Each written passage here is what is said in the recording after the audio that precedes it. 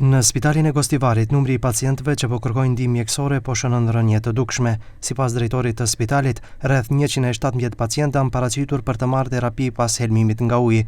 Të gjithë pacientët kanë simptoma të njëjta: temperaturë, diare, vjellje dhe lodhje trupore. Sa i përket numrit të pacientëve, numri është në rënje e sipër.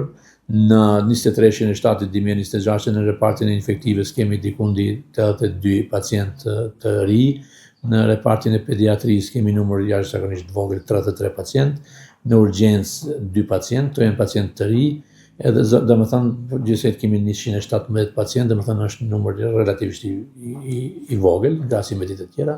Domethënë kemi trend të rënjes së pacientëve, të gjithë pacientët janë me simptome të njëjta. Spitali vazhdon të jetë i furnizuar me bana në mënyrë që pacientët të marrin terapinë e nevojshme. Sot Alkaloid ka dhuruar një sasi të konsiderueshme të infuzioneve dhe ampulave të domosdoshme për momentin. Nga Qendra për Shëndet Publik në Gostivar nuk japin të dhëna mbi rezultatet e analizave të fundit të ujit. Sipas burimeve të televizionit 21, kjo ndodh për shkak se Qendra për Shëndet Publik për momentin është nën hetim. Ndërkohë nga Qendra për Menaxhimin e Krizave bëjnë me dije se në 5 pika të Gostivarit po shpërndahet ujë teknik me cisterna me kapacitet nga 3 deri në 13 ton dhe ujë i pishëm për banorët. Tetovo je тука секогаш, значи со повеќе цистерни од ТПП Тетово ни доаѓаат. Вчера беше вклучена и општина Боговиње, град Скопје од јавното комунално предпријатие беше испратена вода. Тец Осломеј ни испрати една цистерна и сега ја чекаме се врати за да се полни таму. Бехтелиенка денеска доставија 13-тонска цистерна со питка вода.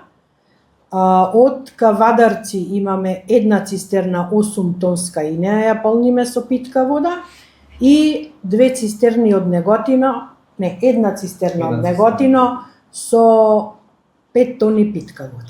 Ende nuk dihet saktë se kur do të mund të përdoret uji i Gostivarit, qoftë edhe për nevoja teknike. Pritjet të cilat i ndau dje edhe kryeministri Kristian Mickoski janë që deri në fund të javës uji në Gostivar të jetë teknikisht i rregullt, ndërsa nga fundi i javës së ardhshme të jetë i sigurt edhe për pije, natyrisht nëse gjithçka zhvillohet sipas planit. Sipas Qendrës për Menaxhimin e Krizave dhe Qendrës për Shëndet Publik, ndalesa për përdorimin e ujit nga çizmat mbetet ende në fuqi.